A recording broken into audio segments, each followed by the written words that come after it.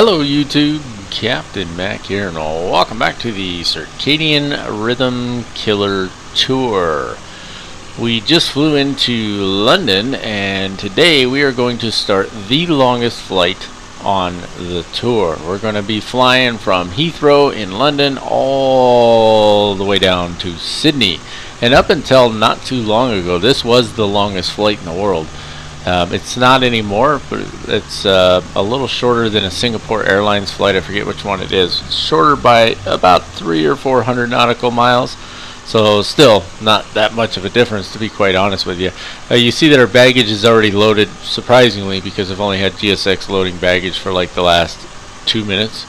So pretty impressive on their part, I suppose. But anyway, come on, brain function. That's going to be our flight for the day, and yeah, should be a good time. I'm looking forward to this one. It's going to be really long, and I don't see any point in sitting around and talking about it. We might as well climb up into the office and get to work on it. Alright, a couple of quick notes as we get started here. First of all, we did manage to get the frame rates up a little bit. Unfortunately, the only way to do that with this scenery was to crank down the auto gen is just about as low as it would go, which I don't like to do, nor should I have to be quite honest with you.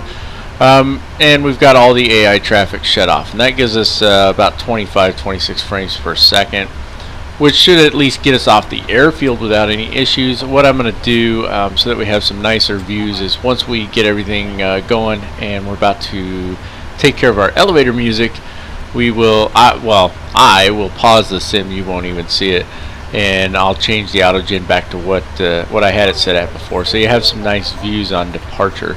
The other thing is I managed to get one of the jetways to work. Not sure how I managed that, but I got one jetway working and we're loading packs. So, with all of that said, what do you say we jump right into our pre-flight? And I think the first thing we need to do on our pre-flight here is take a look at the flight plan. There's our Sim Toolkit Pro, and we are going to be flying today from Heathrow. It's going to be hard to talk today, I think. Heathrow to Kingsford Smith out in Sydney, and we're looking at a ground distance, well, let's look at our air distance, 9,259 nautical miles. I'll just say that again in case you missed it, 9,259 nautical miles. Now I know some of you made this flight before. I've never actually made this flight.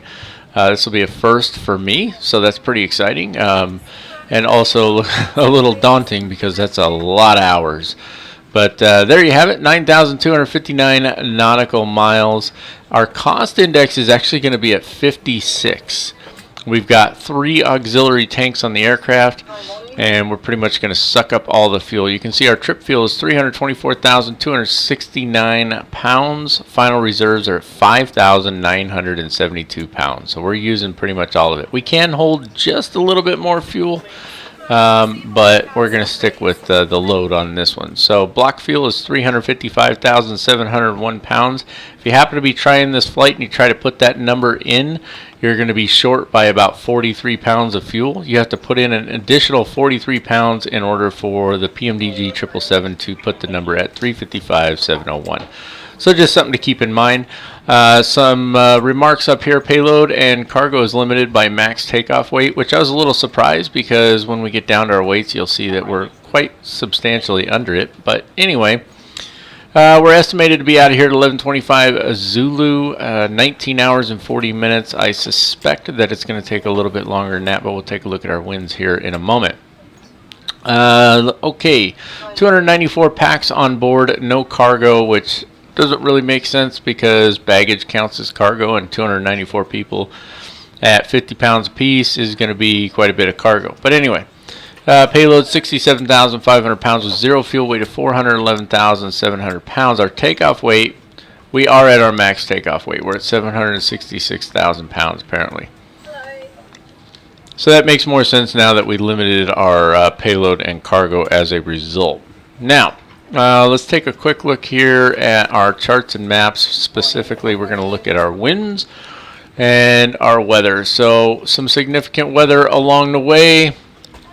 Whether or not this is going to be there when we get there, Really, I don't think it's going to be, to be honest with you. These are fronts moving around.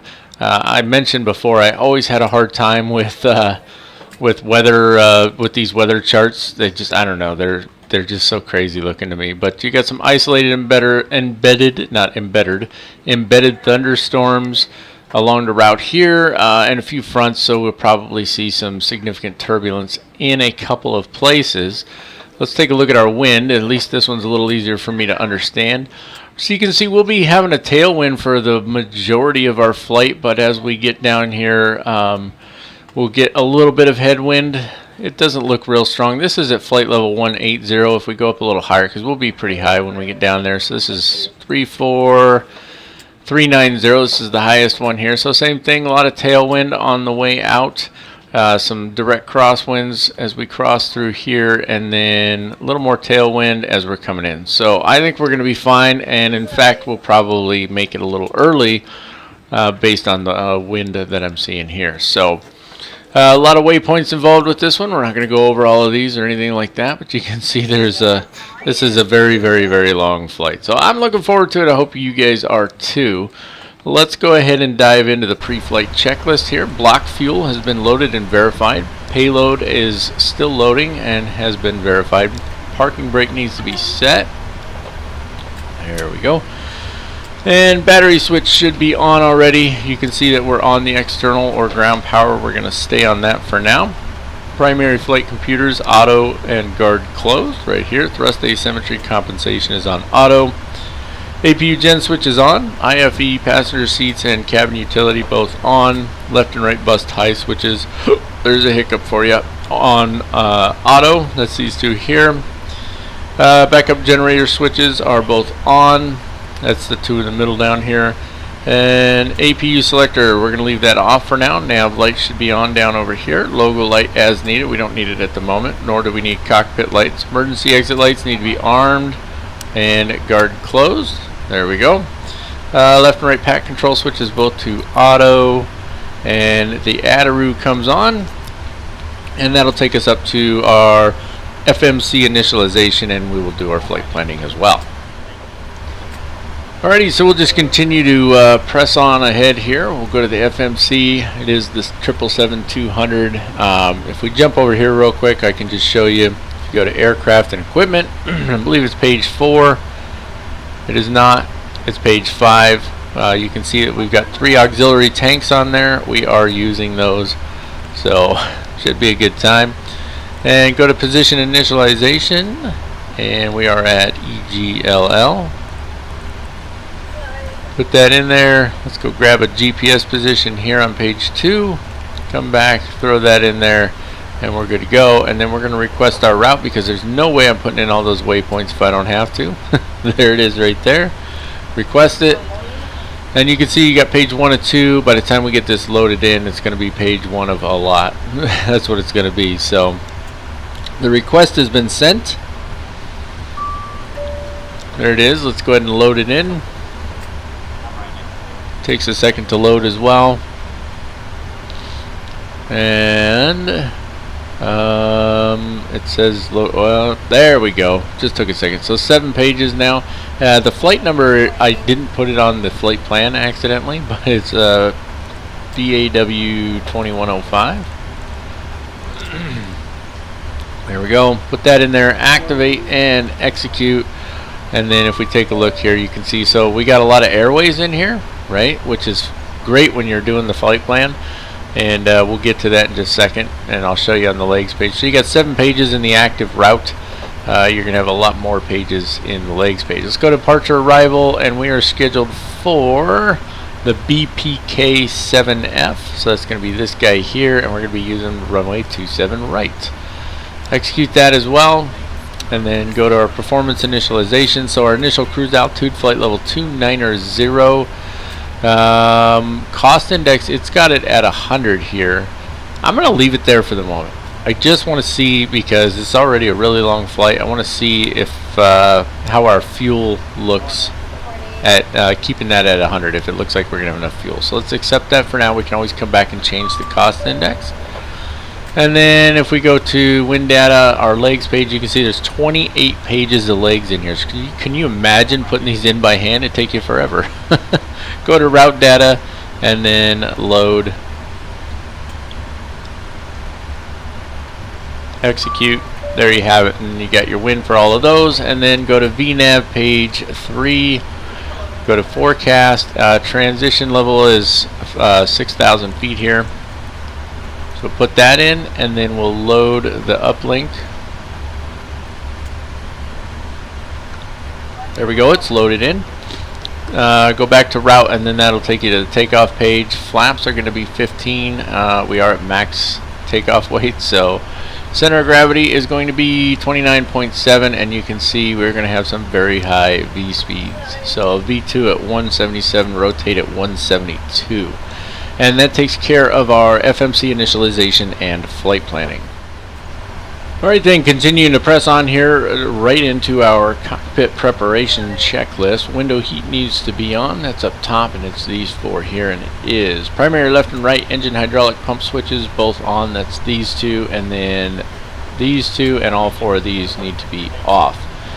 Passenger signs can go to auto, and EEC mode switches up here are normal. Engine start selectors are normal, and the auto start is on. Leave the fuel jettison alone. We don't need to turn the fuel pumps on right now. Wing and engine anti-ice can stay on auto. Leave the nav light on, all the other lights off, and we can do a test of our lights here. So take a look around, make sure everything's working properly, and it looks like it is. Jump back up, give her a little left click. In order to do that, if you right click it and let go, it goes off. So right click and then hold, I'm using chase plane, so hold your center mouse wheel as a button and move around or change views while doing that, and they'll stay on. So right now I'm not holding the mouse button. And then click them again to turn them off. Simple as that. Alright, pressing on here, moving up over here, the equipment cooling, Gasper switch, both need to be on. Upper and lower recircs are on. Flight deck temp is on auto, cabin temperature as needed. Usually the 12 o'clock position works out nicely. We didn't do our fire test. I don't think we did it on the last flight at all. That's the cargo and APU fire test. Left and right packs on auto with the off lights illuminated. Trim air is on. The off lights are illuminated because the APU is not running. All the isolation switches on auto. Left and right engine bleeds on with the lights, the off lights illuminated, and then the APU is on auto. Pressurization stays on auto. Leave this guy alone, leave these guys alone, and your right wiper is in the off position. With all of that done, we can hop down here and take a look at the MCP. Flight directors can come on. I do want to take a quick look at our departure. We've got our main altitude restriction is that we're going to be at 6,000 feet, so we're going to bring this down to 6,000. There we go. And then we were 177 on the V2, so that's going to put this at 182. We've had a couple where we've been pretty heavy lately. So LNAV and VNAV can both be armed at this point. Your desire, you don't have to arm them yet. We can go ahead and cancel off the recall there. What else we got? 270 is the runway heading, right? I believe it is. Let's just double check. 270 degrees, so we'll put that in here as well. That's way too far. There we go, 270 degrees, and our altimeter right now is going to be, I hate that the sound keeps cutting out, but I can't get it to not cut out. So we're looking at QNH of 1016. So we'll put that on, that's minimums. We need to click it over. Click this one over as well, and then go 1016. There we go. That takes care of that. Auto brake needs to be set to RTO, and we need to take care of the transponder and TCAS. 2336. I have mentioned already a few times that we will be using some ATC pretty soon, but it's still something that's in beta, so it's going to be a little bit yet, but eventually we'll get there. Click that button to test it, and that is going to take care of our cockpit preparation. Alright, the passengers are all loaded and tucked in. Let's go ahead and take a look at our before start checklist here. Starting down here with the doors, let's make sure we get those closed up. Go to FS Actions, Doors, Close. We'll have to come back and arm that one in a second. Close these three here. Go back, make sure that one gets armed. And let's hop up top here and go ahead and get that APU started as well. We're going to need that. And while we're up here, actually, yeah, while we're up here, right electric demand hydraulic pump selector can go to auto. And then the primary C1 and C2 go to auto.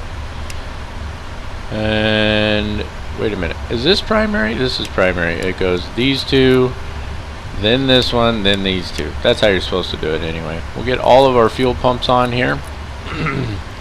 Left and right center fuel pump switches as needed. Oh, it's talking about these two separate from these four here. We do have fuel in the center tanks, and we've also got fuel in the auxiliary tanks, so it's going to be pretty busy as far as the fuel is concerned. Seatbelt signs are on. Beacon light can come on at this point, and the recall switch needs to be pushed. Let's jump down here and give that a push. And I wonder why those two show up like that while the engines are shut down. Oh well, doesn't matter. Let's jump down. Actually, let's put our checklist up. Then we'll jump down here, take care of our checklist really quick.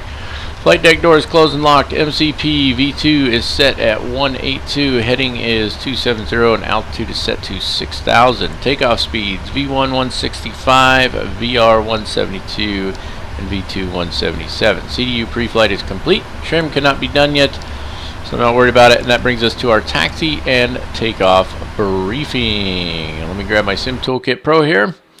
There we go. And we are going to be located just off of K here. And I did pull up the parking chart for it, but we're at gate 232. We're going to be taking runway 27 right. So it'll be a pushback with the tail to the right, and the nose to the left will be pointed to the north. We're going to taxi up here onto Bravo. We'll probably cross over to Lima here. It doesn't tell us what crossover point that is. We'll follow that down to the hold short point at Alpha 3 here in preparation for departure. Now, taking a look at the departure itself, it is the BPK7F departure. London control is going to be on 18.825. I didn't brief any of the frequencies. My bad. Airport elevation is 83 feet. Transition altitude 6,000 feet. And on our departure here, we're going to climb straight out till 3 nautical miles from the London VOR. Then it's a right turn to really out here to 6 miles from the London VOR. I don't know what this one's marked here for. And then it's another right turn. We need to be between 4 and 6,000. By the time we get around the corner here, to 054 degrees, we need to be between 5 and 6. And then at the Chiltern, is that how you say that? We need to be at 6,000. And then out here at Brookman's Park, we need to be at 6,000 as well. And then it's on course from there. And you can see you've got your routing information here as well. Climb straight ahead, intercept 298 towards BUR by London D4, and so on. Basically everything we just talked about. And that really is your departure briefing. Oh, one last thing. Max 250 knots below 10,000 unless otherwise authorized. This is key right here, because for us being as heavy as we are, it will probably be otherwise authorized. Okay, put that back over there. Knock out our checklist here. And that takes us to our before taxi checklist, which means we are ready to push and start. Alright, I've gone ahead and requested the pushback at this point. We should hear them talking to us in a minute. Last thing we want to do before we do that, because I haven't done it yet, so I want to start my ACARS. So we'll start that flight. And there we go. And that way we get credit for it. Just so you know, Captain, we are ready for pushback. If you happen to forget to start your ACARS with Mac Air, you can manually file a pilot report and still get credit for it. So just something to think about, but I like to be tracked properly and make sure I start my ACARS, so there you have it. Locking gear. Okay, so as far as our startup procedure is concerned, we're going to start with engine number 1. We'll jump up top here, we'll click the start selector over to start, and then down here on the engines page, as soon as we see some N2 coming in, we'll go ahead and we'll introduce the fuel down here and we'll be good to go. So other than that, it's pretty straightforward as far as the startup is concerned with the 777. Nose left, tail right is what we want, right? Yep.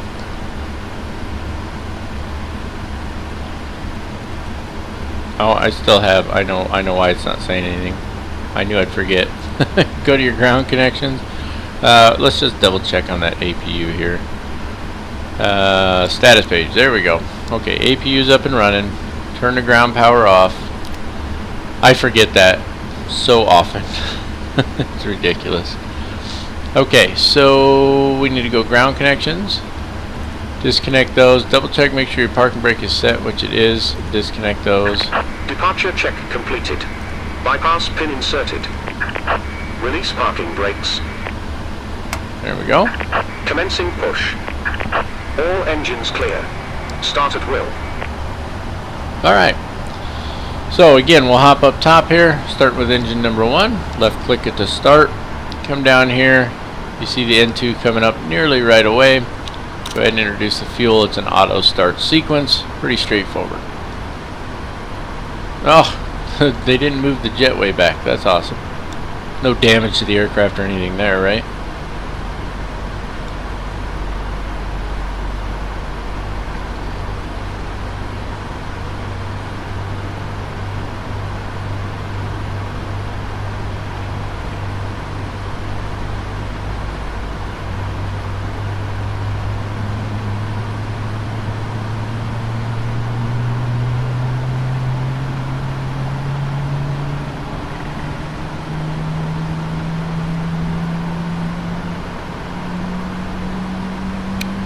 There you heard the start selector click off. The engine will stabilize momentarily, and we'll go ahead and start engine number 2. There's the N2 coming up. Fuel is introduced. See how well they do the pushback here. Looks like it'll probably be fine.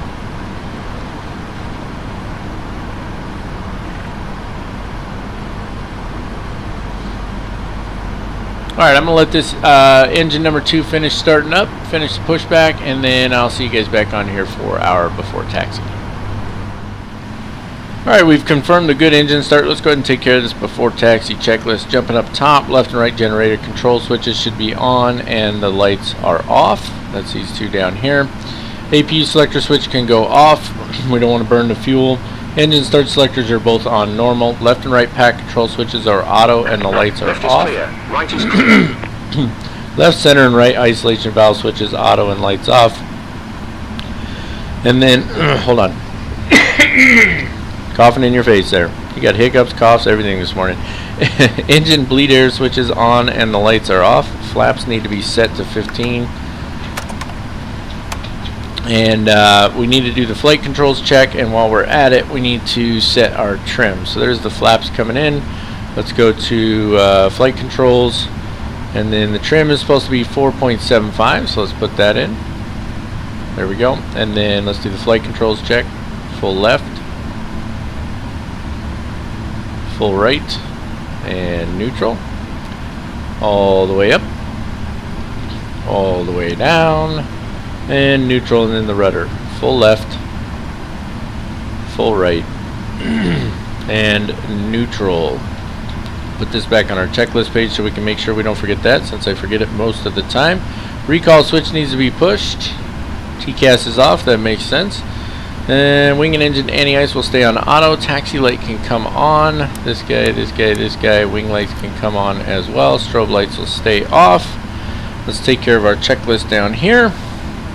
Anti-ice is auto. Recall has been checked. Auto brake is RTO. Flight controls are checked. Ground equipment is clear. Before takeoff checklist is already completed because the flaps are set.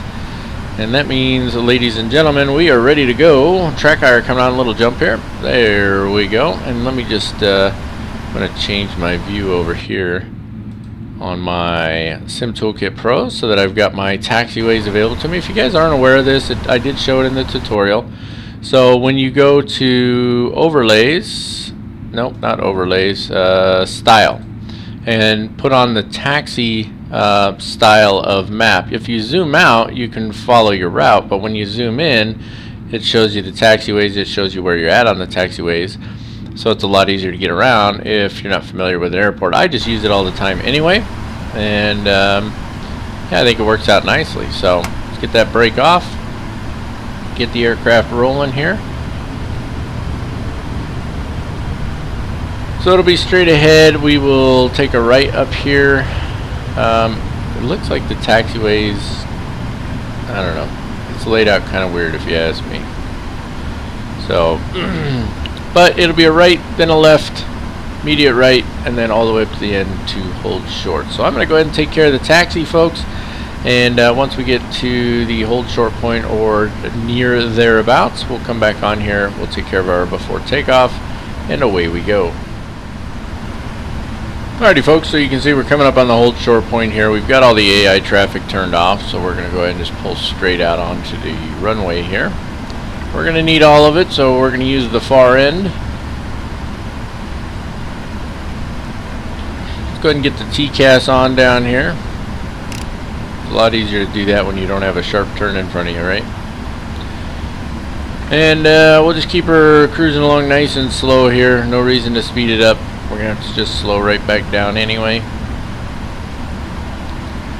Really is a shame that in order to fly in and out of this airfield, I got to turn the AI traffic off. I turn AI traffic off anyway, let's be fair, but I got to crank down the scenery. We'll see how it looks on departure here, but I've got to crank down pretty far. So I'll probably crank it back up before doing the elevator music, just because we like to have a decent view, right? Let's get those strobe lights on. We don't need logo lights at the moment.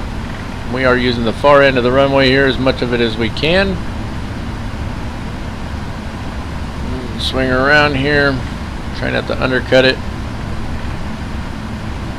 We might have overshot it. Yeah, I think we overshot it just a little bit. Just barely, though. Cut back a little. And we should be good to go here. Alright, we're going to want to bring our throttles up to about 50%, holding the brakes. I think it says to put the parking brake on, but we're not going to do that. So let's just go ahead and bring those up. About 70% is where we want to be. I don't think we'll have a problem getting off the ground, though, to be honest with you. The engines are so powerful in this aircraft. It's pretty close. Release the brakes and thrust ref.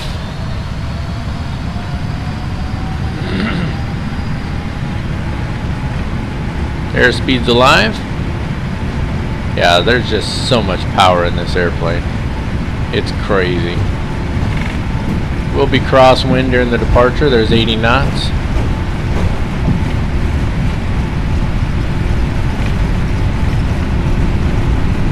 Now, I've been getting multiple call-outs. Watch, you'll hear them. V1. Rotate. See, he just said rotate. I don't know why. I don't even know who's saying that. Rotate. There we go. That's rotate right there. I don't know why, but for some reason I'm getting V1 and rotate very quietly once and then getting it again normal. Gear coming up. Follow that flight director.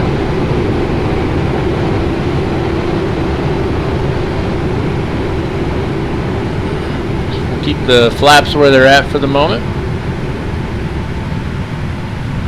So let's see how it looks out. It just doesn't look bad, to be honest with you. We'll see how it looks for that elevator music, though, right? Thrust reduction already. There is noise abatement procedures at this airport. Lots of them.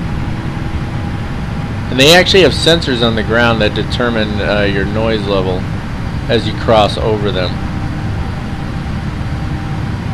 Which is something I didn't really know about until I actually looked into it a little bit. And it's on the charts. They have a chart that tells you where they're at. Tells you what your noise level is supposed to be at when you cross them. Alright, looking good so far. The view's not too bad, to be honest with you. The draw distance is really short, though. You can see it cuts off right there.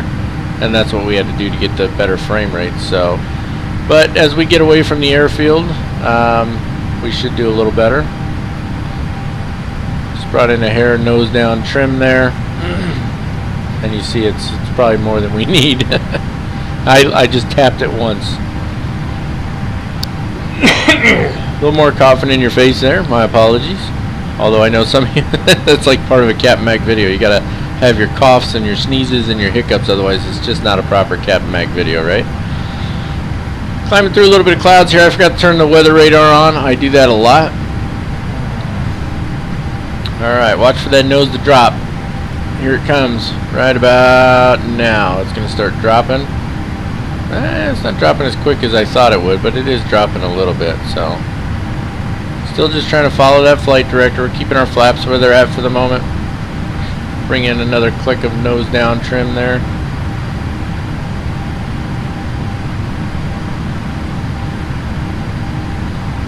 And we're coming up on 6,000 here already, so we're going to need to level off.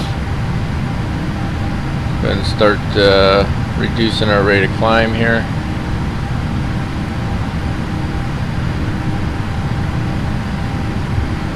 There we go. A little more nose down trim. Let's go up to flaps 5.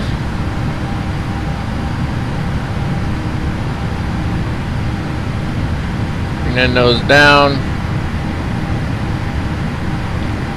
Probably one of the hardest things to do in flight sim is to hold altitude manually, right? Flaps to 1. Watch our climb there. You can see I'm fighting with it a little bit because you don't have any feel, right? There's no feel. It's only your instruments. So it's easy to bypass it because your instruments do have a little delay in real life. It's minor, trust me, the instruments are good, but there's a little tiny delay where in real life you can feel that you're climbing, but in the sim you can only see, right? So you're watching this guy right here, your vertical speed indicator, right? And you can see we're climbing there. And I'm trying not to. I'm really trying not to climb here. I'm putting the autopilot on. I'm not doing well here.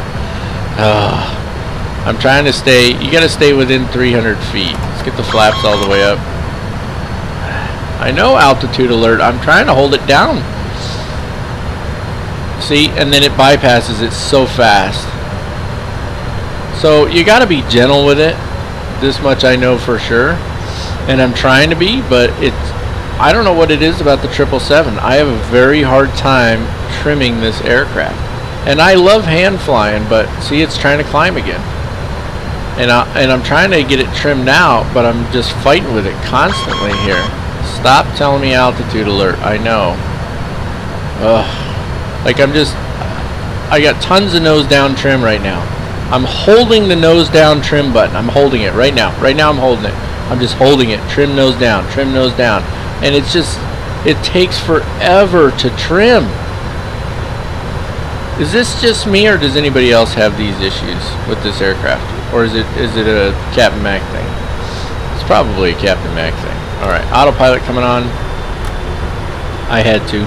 I was doing terrible there. I usually don't struggle that much with hand flying. I don't know why I have such a hard time with this airplane when I try to hand fly, but I just struggle with it so much.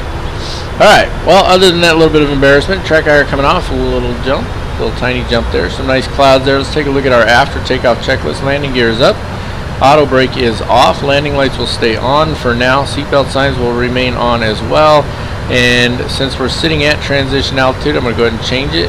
No, it doesn't like it. I did change it in there, right? I changed it to 6,000 feet. We're already on the VNAV page. Dirt. Go to forecast. Yeah, transition level 6,000. I guess it just won't let me because I'm sitting right on it right now.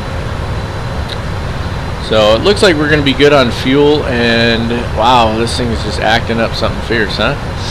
Okay, so there's nothing else for us to do right now. The checklist will be completed ultimately once we go above 10,000 feet, and that means, ladies and gentlemen, you guessed it, it is time for some of that obligatory elevator music.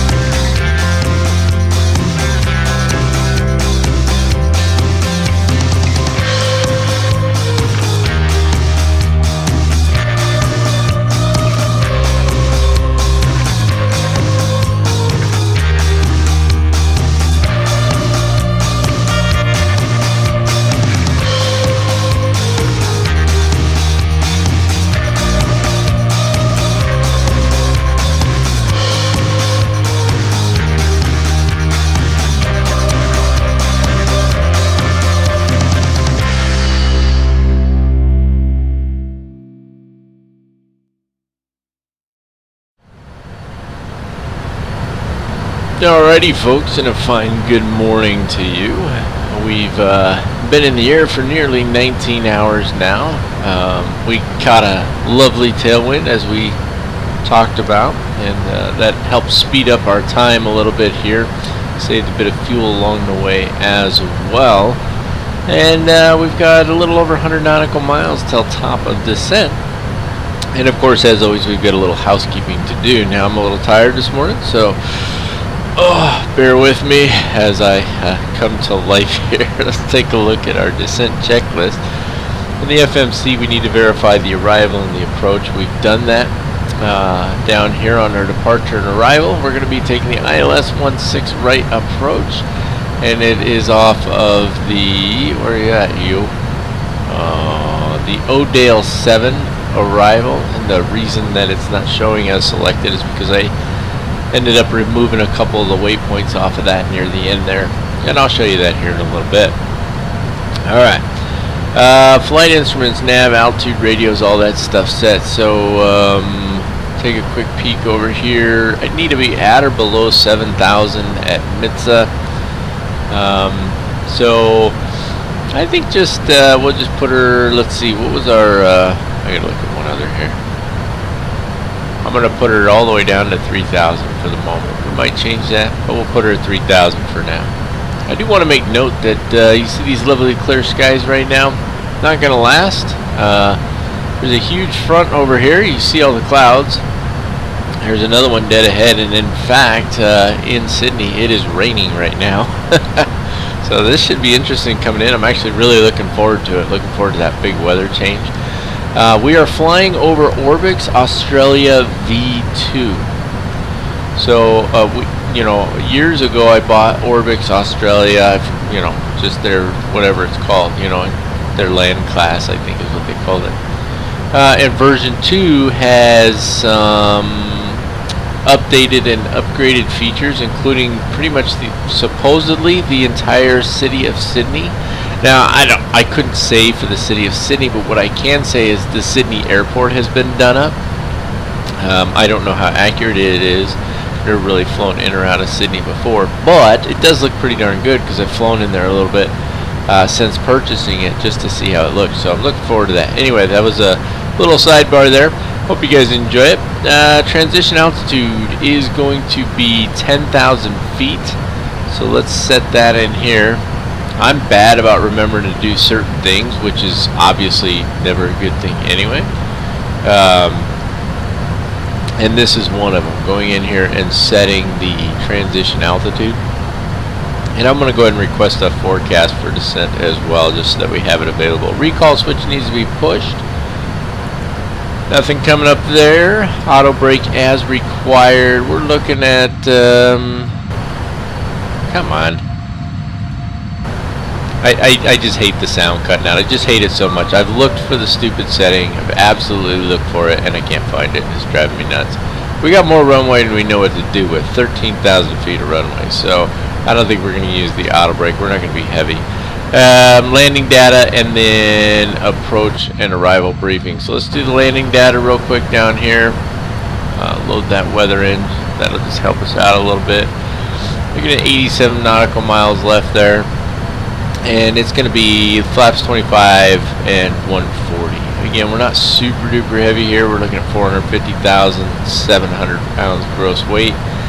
And off the top of my head, I do not know what is our max landing weight. 492,000. So we're substantially below that. Not too worried about it. Okay, so with all of that being said, because I keep forgetting to do this, let's go down this checklist first. Not that one, we already did that one. Recall's been checked, nodes are checked, auto brakes, we're not going to use them. Landing data, VREF and minimums, we're looking at 140 is our VREF, and minimums we haven't done yet, but we'll get those in a second here, because the last thing on here is the arrival and the approach briefing, which we have not done yet, and we're going to do right now. So, hold on, let me get it here. Bam, there it is. SimToolkit Pro once again. Let's take a look here at our Navigraph chart. So it's going to be the O'Dale 7 arrival for us today. The Aorous is on 118.55 or 126.25. Airport elevation is 21 feet. And this one shows transition level at 11,000. But we're going to go off what the approach chart says, which is 10,000. There's a Captain Mac yawn for ya. You haven't gotten one of those in ages, eh? Alright. Speed max 250 knots below 10,000. That's pretty much going to be standard just about anywhere. This is community lost comms procedures here. Not too worried about that. Well, we're not using comms anyway, so we're not worried about it at all. Coming in here at Oakdale down to Coblo, we need to be at or above 8,000 at Coblo, and then down to Mitsa, this is the one I mentioned, we need to be at or below 7,000. Then down to Ankub and Tessat. Now we're not going to fly all of those waypoints, but we'll get to that here in just a minute. Moving over to our approach here, it is the ILS runway 16 right approach. Again, Aorous on 18.55 or 26.25. Sydney approach, I guess you could say we're coming in from the north, so 124.4. And then Sydney director, I guess we'd be on 126.1. Doesn't really matter, we're not using them anyway. So for 16 right, the tower frequency is 120.5. I really want to get to the point where we start using some freaking ATC, because we go over all of these frequencies but we never use any of them. Okay, anyway, localizer frequency 109.5. No, I didn't forget about ground, I just decided not to say it. Final approach course 155 degrees. Glide slope intercept at EGLL 1,700 feet. Decision altitude is 210 feet. Let's try not to forget to put that in. Airport elevation 21 feet. Minimum safe altitude around the airport is 2,700 feet. For missed approach, continuing on track 155 at mandatory 600 feet. I guess is, yeah, that's the way they wrote it. Turn right to track 170. Climb to 3,000 feet or as directed by ATC. It's kind of written a little weird, but I think you get the gist of it. You stay on the approach heading until reaching 600 feet, and then at 600 feet you must make a right turn to track 170 and climb to 3,000, and then ATC will take you from there. Pretty straightforward. You see coming in here at Erden, and then Igala, then it's 4.1, 1.1. Those are just distance markers, 155 degrees on the way in. They are closely spaced parallel runways, so you might have aircraft landing on your left side relatively close to you, so something to keep in mind. There is caution about it there. False indications due to aircraft near taxiway A1. I'm not sure what they're referring to on that one. They could be referring to your TCAS notification. So what else here? That's about it. There's our profile view. 3,000 at Erden, and then 1,700 at Igala. So this is our final approach fix. Erden out here's our initial approach fix. Should have PAPI lights on both sides. I don't believe we do. I think we just said no. You know what? I don't remember for certain. I don't remember for certain. I think maybe it does actually, though. I think they have PAPI lights on both sides. And then the ALSF2 lights, which is the alternating lights with alternating sequence flashing lights. I forget exactly how you say it, but you know what I'm talking about. Anyway, it's early. I'm tired. Again, 210 feet on our ILS decision altitude. Okay, that's been a long brief because I'm just dragging along here. So first of all, let's get our altitude set 210 feet. And what was the other thing we needed to do? I don't remember now.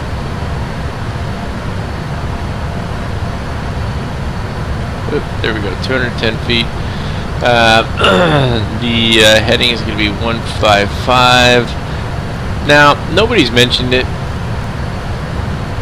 That's interesting. Why did it just... You see the approach references just popped up on the PFT? That doesn't make sense. Okay, either way, heading's going to be 155. So technically, the right way to do this would be whatever heading we're flying right now is what this should be set at. And we change it anytime our heading changes. Look, there's those storm clouds coming in. Ooh, this is gonna be ugly. I'm telling you right now, it's going to be ugly. Okay, so the approach briefing is complete. I don't think there's anything else for us to talk about on here. I apologize for that taking so long, folks. Alright, I'm waking up now, though, so we will see you guys when we're getting close to the approach, and we'll see how we're rocking and rolling with this weather.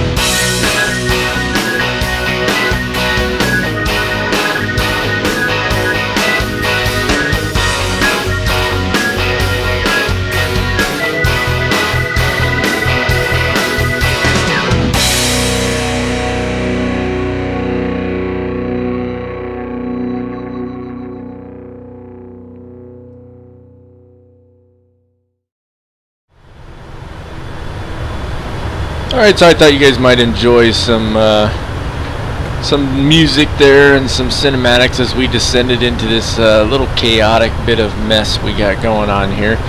You can see we're just about to make a right turn here that'll start bringing us around towards final. Well, it'll bring us on a base leg is what it'll do. So we've got a little room to work with. I set that up intentionally. I do want to go ahead and start looking at our before landing procedures. So below 10,000 feet our landing lights are on. I was a little late on that actually, to be honest, and I was late on it because I had it doing the cinematic views. I wasn't paying attention to the flight deck here. My bad. Speed brakes, we're not arming those quite yet because we may need to continue to use those to slow down a little bit. I don't like the way it's set up on the legs here. If you look, it's got us basically up until Erden here, which is going to be, I think, right here. No, Erden is this one here. It's got us at basically a little over 240 knots, or a little over.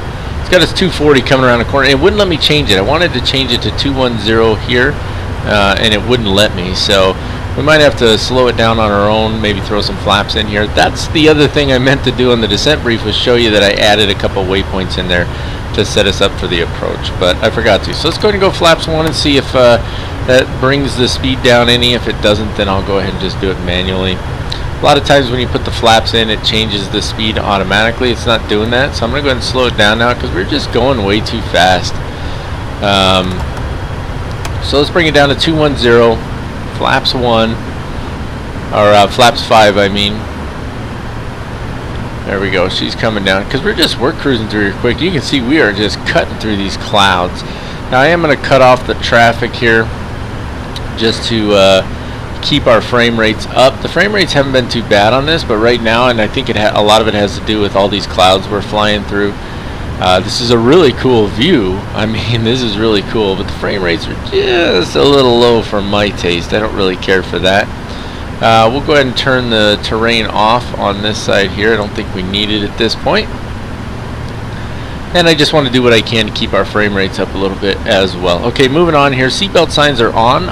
They're not in auto. I put them in the on position because we're having a bumpy ride here. And the altimeters are set 1016, and we can. So it's 1018 if you verify it using the Bravo key there. And let me just look over here real quick. So it's showing 1018. I think I just said it wrong. I think it was supposed to be 1018 from the start. So my bad on that. What else we got here? Let's look at our checklist over here. There's that rain coming in now. Told you guys it'd be raining. Okay, so the altimeters are set, and that'll bring us to our landing checklist, which will be arm and the speed brake, landing gear, and flaps all coming into place. We don't need to do any of that at the moment. Let's see. Glide slope intercept is at 1600, right? No, it's 1700. So let's bring this down to 1700. Oh, that is way too far there. There we go. Down to 1700. And as we start to make the turn here, let's bring this down to 180.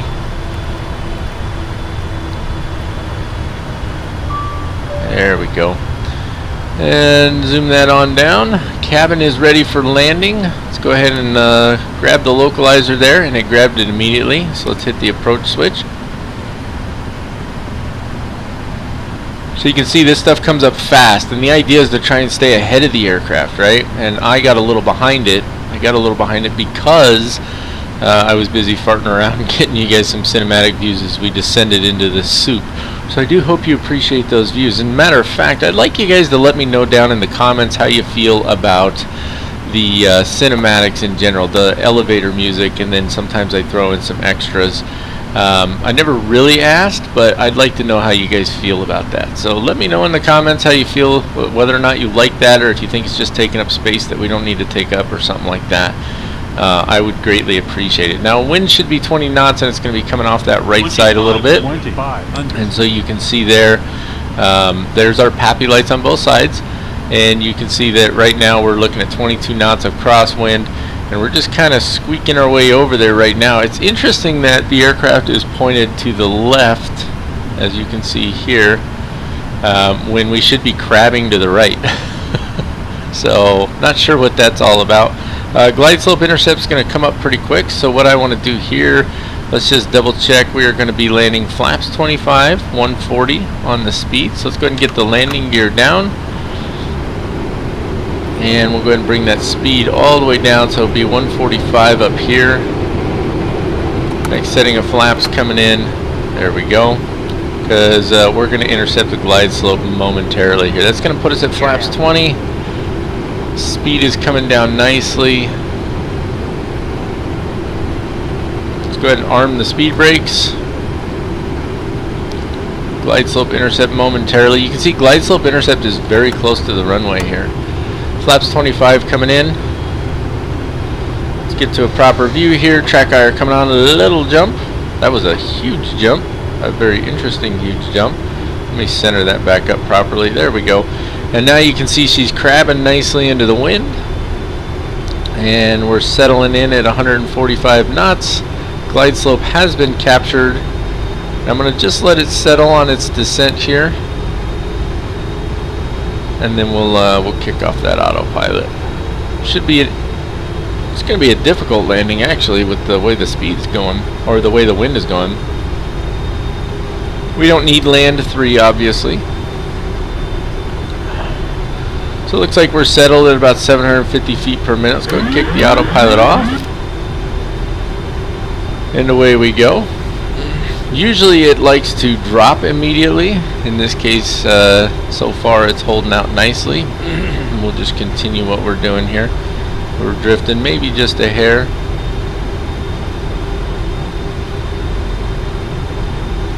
We don't get a whole lot of crosswind landings lately, I've noticed. 1,000. We're looking pretty good here. Holding nice and steady actually. Steadier than usual. That's good. I like that. Wind died off just a hair. But we're looking good. Just bring her back to the left just the tiniest bit there. Yeah, you see that wind's died down just a few knots there. So we want to be careful. It's almost like it's shifting. See how it looks like we're off to the right a little bit there? And then our rate of descent has gone down just a little bit more than we wanted it to. There we go. Looking good there. 500. I think I figured out what those other notices are. Those I think that's from ACARS. I'm going to deal with that momentarily. Well, not momentarily. I'll deal with it when we're done. I knew we were getting too high there. I don't know why it's climbing all of a sudden. 300. Our wind didn't pick up. There we go. That's where we want to be. Keep her going down. Nice. Let's listen to the call-outs. Minimums. Continue. Get just a hair high there. 100. 100. 50. 30. 20. 40. 10. 20. Oh, a little hard. There we go. Pretty smooth landing, actually. Let's go and get in those reversers. Again, we got 13,000 feet of runway, so we're not using any auto brakes. Sorry, just clicking over to my airport chart there. And I'm not using the brakes yet. I'm just letting the auto brakes do their thing, or not the auto brakes. I was just letting the. Okay, now we'll slow her down. I was just letting the reversers do their job. So we should have gone the other way. That's right. We're already exiting here. We're gonna exit here, and then we're gonna backtrack and. No, actually I exited off the correct side. Right side of the runway. Alright, slow her down a little more here. We're going a little quick for making that next turn. There we go. And let's get those landing lights off. Strobe light, landing lights. And let's get that APU started. Not a bad landing. So according to Sim Toolkit Pro, our landing rate was minus 37 feet per minute. So pretty smooth. I did pull her back just a little hard at the very end there. I felt like it was dropping out from under me, which that's never a good feeling, right? Even at only 20 feet, that can make for a pretty rough landing if you're not careful. So let's get her up around the corner here. Start heading back on the taxiway towards the international terminal, and then we'll take a look here at our after landing checklist. So we know the speed brakes need to come up or down, as it were, and then the flaps can come up. So let's get those coming all the way up. And auto brakes are off. TCAS can go off. Interestingly enough, we got all this rain, but nothing really showed up on the weather radar. Weather radar is off. APU has been started. Let's take a look at this after landing checklist now. Landing lights are off, strobe lights are off, taxi lights are on, APU selector switch is on, wing and engine anti-ice is off, auto brake is off, speed brakes are down, flaps are up, and transponder mode is to standby. Track IR coming off for a second here. And let's take a look over here at our checklist. I don't even think we have one for this, right? So we can just override those now, because obviously we've gone past that point. And then the next checklist will be the shutdown checklist.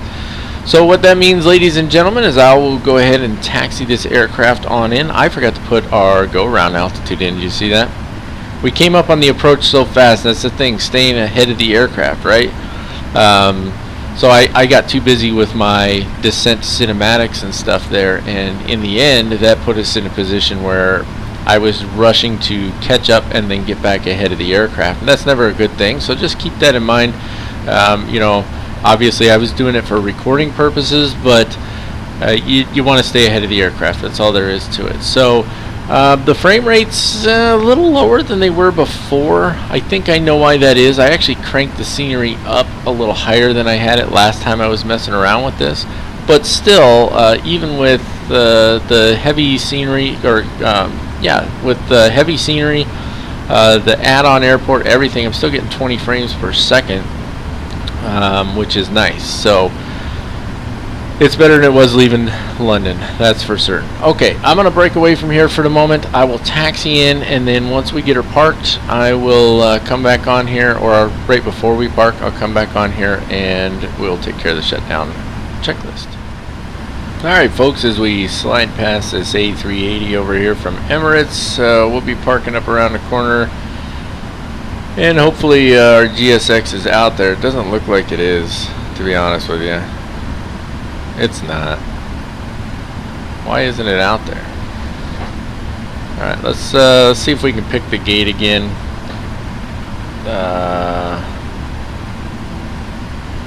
Well, no, it's supposed to be this gate here. GSX probably has the gates numbered wrong or something. Because we're supposed to be parking right here. Gate 54. Yeah. I don't know what the deal is. So frustrating sometimes. It really is. Okay, let's turn it in here. We'll get GSX set up here in just a second. Let's turn this off. Crank it around a little more there because we overshot it. What does that say? 63? Well, that doesn't make sense. Slow it down a little. Let's change it to, let's see if it'll let me even choose 63. I didn't even see it on there.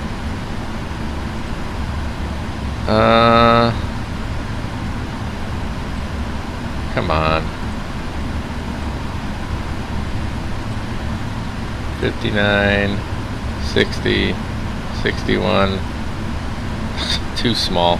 It's got this, so it's got this listed as a GA RAM. Alright, let's stop there for a second. Track hour coming off. I just want to see. So, yeah, we're not even close. So, probably, I don't know if in real life it would have you parked there. Where the heck is 54? 54 is supposed to be this gate right here. There's 59. Watch, it's going to be over here or something. Did I get it wrong? There's 57. 55. 53. So 54 is going to be over here, isn't it? Nope, that's 34. That's so frustrating, you guys. Look, let me show you what I got going on here. Okay, let me close that out. All right. Here's the international terminal where we're at. We're over here. Okay. Look, 54 right here. Right freaking here. That's the gate I chose. But no, GSX doesn't see that as 54, and it's not even listed as 54 on here. Come on. How are you supposed to choose a gate? You know, when you have an add-on airport, the idea is what? The idea is that it's accurate to the real world airport.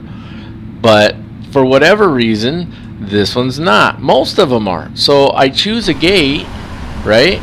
This is the gate I chose. It's supposed to be gate 54. If anything, maybe that could be gate 54. That's 56, isn't it? Oh, come on. 63, 56, 54 is down here. So I chose that gate, but AI traffic put this guy there, and GSX isn't there anyway. But that shouldn't be 54, right? That should be 50 according to this. So maybe I was wrong. Maybe 54 isn't supposed to be this one down here, but it's certainly not supposed to be way over there, or as far as like I don't know. I'm confused, and I'm a mess, and I'm tired, and I don't know if we can actually. I guess we could pull up a little further, but yeah, I can see why they wouldn't want to use this gate, right? Not for this aircraft.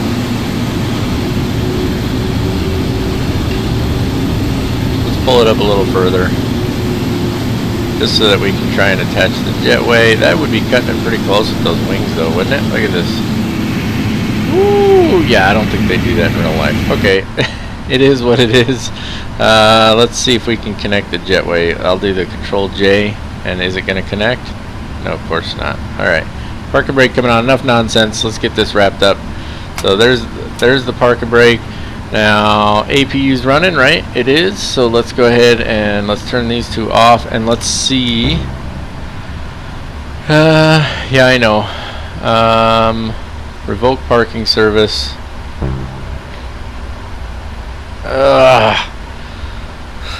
I'm gonna make it big enough. Customize the position. Yeah, I know. It's I messed it up. I'm going to make it a gate heavy for now as far as GSX is concerned. I know I messed this up, guys. I apologize. We'll put this on British Airways here. This can be a little frustrating at times, right? So, well, it is what it is. Doesn't really matter at this point. So, it says it has a jetway. Okay, let's just apply it. Close that out just so we can use GSX. Request deboarding. It's not going to do the jetway though. Let's see if it'll operate the jetways. Nope, and I turn the thing off where it automatically pops up every time saying, do you want to purchase the new one? And it won't let me do it with Control J either. So, alright, let's just open doors. I'm a little frustrated with that. I've just, the whole thing's just getting ridiculous to me. It really is. You know, I don't even know which doors they want me to use now.